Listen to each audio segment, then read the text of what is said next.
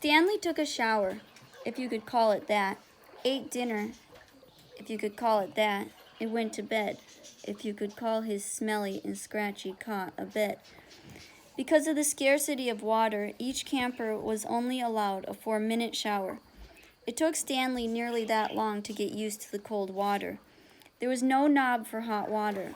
He kept stepping into, then jumping back from, the spray until the water shut off automatically. He never managed to use his bar of soap, which was just as well, because he wouldn't have had time to rinse off the suds. Dinner was some kind of stewed meat and vegetables. The meat was brown and the vegetables had once been green. Everything tasted pretty much the same. He ate it all and used his slice of white bread to mop up the juice. Stanley had never been one to leave food on his plate, no matter how it tasted. "What'd you do?" one of the campers asked him. At first, Stanley didn't know what he meant. "They sent you here for a reason." "Oh," he realized, "I stole a pair of sneakers." The other boys thought that was funny. Stanley wasn't sure why.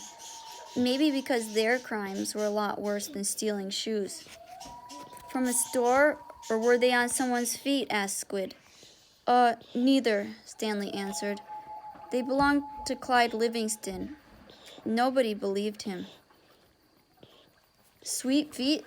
said X-Ray. "Yeah, right." "No way," said Squid. Now as Stanley lay on his cot, he thought it was kind of funny in a way. Nobody had believed him when he said he was innocent. Now when he said he stole them, nobody believed him either. Clyde Sweet Feet Livingston was a famous baseball player. He had led the American League in stolen bases over the last 3 years. He was also the only player in history to ever hit 4 triples in one game. Stanley had a poster of him hanging on the wall of his bedroom.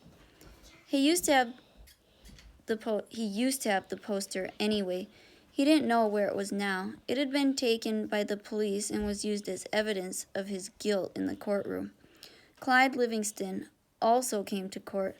In spite of everything, when Stanley found out that Sweet Feet was going to be there, he was actually excited about the prospect of meeting his hero. Clyde Livingston testified that they were his sneakers and that he had donated them to help raise money for the homeless shelter. He said he couldn't imagine what kind of horrible person would steal from homeless children. That was the worst part for Stanley. His hero thought he was a no good, dirty, rotten thief. As Stanley tried to turn over on his cot, he was afraid it was going to collapse under all his weight. He barely fit in it. When he finally managed to roll over on his stomach, the smell was so bad that he had to turn over again and try sleeping on his back. The cot smelled like sour milk. Though it was night, the air was still very warm. Armpit was snoring 2 cots away. Back at school, a bully named Derek Doon used to torment Stanley. The teachers never took Stanley's complaints seriously because Derek was so much smaller than Stanley. Some teachers even seemed to find it amusing that a little kid like Derek could pick on someone as big as Stanley. On the day Stanley was arrested, Derek had taken Stanley's notebook, and after a long game of come and get it, finally dropped it in the toilet in the boys' restroom. By the time Stanley retrieved it, he had missed his bus and had to walk home. It was while he was walking home, carrying his wet notebook with the prospect of having to copy the ruined pages, that the sneakers fell from the sky. "I was walking home, and the sneakers fell from the sky," he had told the judge. "One hit me on the head. It had hurt, too." They hadn't exactly fallen from the sky. He had just walked out from under a freeway overpass when the shoe hit him on the head. Stanley took it as some kind of sign. His father had been trying to figure out a way to recycle old sneakers. and suddenly a pair of sneakers fell on top of him, seemingly out of nowhere, like a gift from God. Naturally, he had no way of knowing they belonged to Clyde Livingston. In fact, the shoes were anything but sweet. Whoever had worn them had had a bad case of foot odor. Stanley couldn't help but think that there was something special about the shoe, that they would somehow provide the key to his father's invention. It was too much of a coincidence to be a mere accident. Stanley had felt like he was holding destiny's shoes. He ran, thinking back now, he wasn't sure why he ran. Maybe he was in a hurry to bring the shoes to his father, or maybe he was trying to run away from his miserable and humiliating day at school. A patrol car pulled alongside him. A policeman asked him why he was running. Then he took the shoes and made a call on his radio. Shortly thereafter, Stanley was arrested. It turned out the sneakers had been stolen from a display at the homeless shelter. That evening, rich people were going to come to the shelter and pay $100 to eat the food that the poor people ate every day for free. Clyde Livingston, who had once lived at the shelter when he was younger, was going to speak and sign autographs. His shoes would be auctioned, and it was expected that they would sell for over $5,000. All the money would go to help the homeless. Because of the baseball schedule, Stanley's trial was delayed several months. His parents couldn't afford a lawyer. "You don't need a lawyer," his mother had said. "Just tell the truth." Stanley told the truth, but perhaps it would have been better if he had lied a little. He could have said he found the shoes in the street. No one believed that they fell from the sky. It wasn't destiny, he realized. It was his no-good, dirty, rotten, pig-stealing great-great-grandfather. The judge called Stanley's crime despicable. The shoes were valued at over $5,000. It was money that would provide food and shelter for the homeless. And you stole that from them, just so you could have a souvenir. The judge said that there was an opening at Camp Green Lake, and he suggested that the discipline of the camp might improve Stanley's character. It was either that or jail. Stanley's parents asked if they could have some time to find out more about Camp Green Lake, but the judge advised them to make a quick decision. Vacancies don't last long at Camp Green Lake. 7. The shovel felt heavy in Stanley's soft, fleshy hands. He tried to jam it into the earth, but the blade banged against the ground and bounced off without making a dent. The vibrations ran up the shaft of the shovel and into Stanley's wrists, making his bones rattle. It was still dark. The only light came from the moon and the stars, more stars than Stanley had ever seen before. It seemed he had only just gotten to sleep when Mr. Pendansky came in and woke everyone up. Using all his might, he brought the shovel back down onto the dry lake bed. The force stung his hands but made no impression on the earth. He wondered if he had a defective shovel. He glanced at Zero, about 15 feet away, who scooped out a shovel full of dirt and dumped it on a pile that was already almost a foot tall. For breakfast, they'd been served some kind of lukewarm cereal. The best part was the orange juice. They each got a pint carton. The cereal actually didn't taste too bad, but it had smelled just like his cot. Then they filled their canteens, got their shovels, and were marched out across the lake. Each group was assigned a different area. The shovels were kept in a shed near the showers. They all looked the same to Stanley, although X-Ray had his own special shovel, which no one else was allowed to use. X-Ray claimed it was shorter than the others, but if it was only by a fraction of an inch. The shovels were 5 feet long, from the tip of the steel blade to the end of the wooden shaft. Stanley's hole would have to be as deep as his shovel, and he'd have to be able to lay the shovel flat across the bottom in any direction. That was why X-Ray wanted the shortest shovel. The lake was so full of holes and mounds that it reminded Stanley of pictures he'd seen of the moon.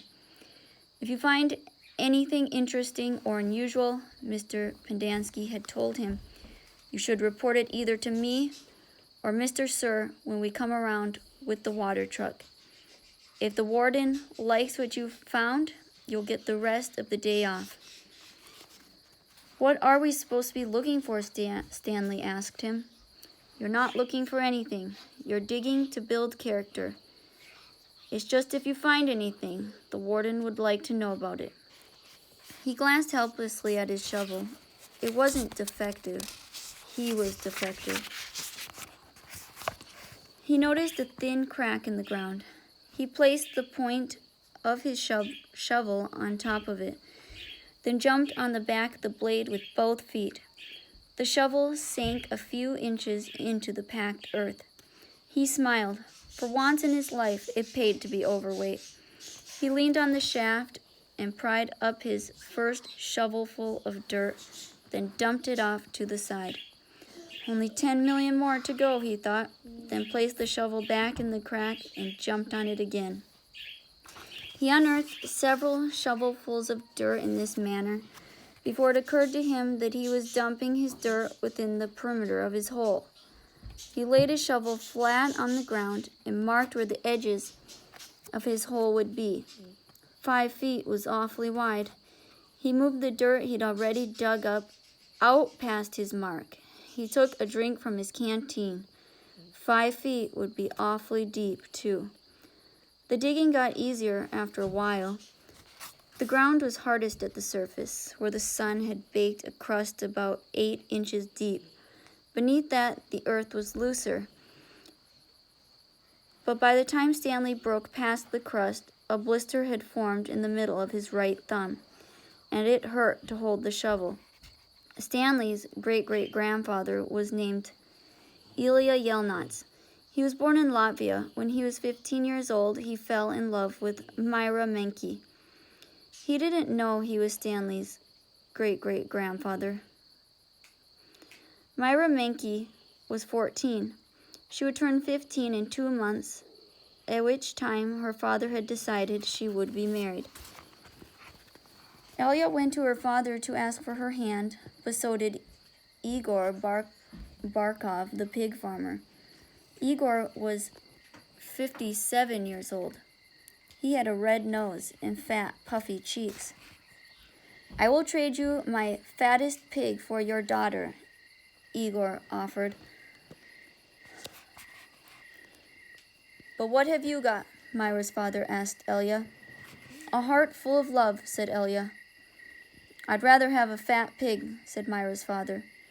Desperate, Elya went to see Madame Zeroni, an old Egyptian woman who lived on the edge of town. He had become friends with her, though she was quite a bit older than him. She was even older than Igor Barkov. The other boys of his village liked to mud wrestle. Elya preferred visiting Madame Zeroni and listening to her many stories. Madame Zeroni had dark skin and a very wide mouth. When she looked at you, her eyes seemed to expand, and you felt like she was looking right through you. Elya, what's wrong? She asked, before he even told her he was upset. She was sitting in a homemade wheelchair. She had no left foot. Her legs stopped at her ankle. I'm in love with Myra Menke, Elya confessed, but Igor Barkov has offered to trade his fattest pig for her. I can't compete with that. Good, said Madame Zeroni. You are too young to get married. You've got your whole life ahead of you. But I love Myra. Myra's head is as empty as a flower pot. But she's beautiful. So is a flower pot. Can she push a plow? Can she milk a goat? No, she is too delicate. Can she have an intelligent conversation? No, she is silly and foolish. Will she take care of you when you are sick? No, she is spoiled and will only want you to take care of her. So she is beautiful. So what? Tui. Madame Zeroni spat on the dirt. She told Elya that he should go to America. Like my son, that's where your future lies, not with Myra Menke. But Elia would hear none of that. He was 15, and all he could see was Myra's shallow beauty. Madame Zerani hated to see Elia so forlorn. Against her better judgment, she agreed to help him. "It just so happens my sow gave birth to a litter of piglets yesterday," she said. "There is one little runt whom she won't suckle. You can have him. He would die anyway." Madame Zeroni led Elia around the back of her house where she kept her pigs. Elia took the tiny piglet, but he didn't see what good it would do him. It wasn't much bigger than a rat. "He'll grow," Madame Zeroni assured him. "Do you see that mountain on the edge of the forest?" "Yes," said Elia.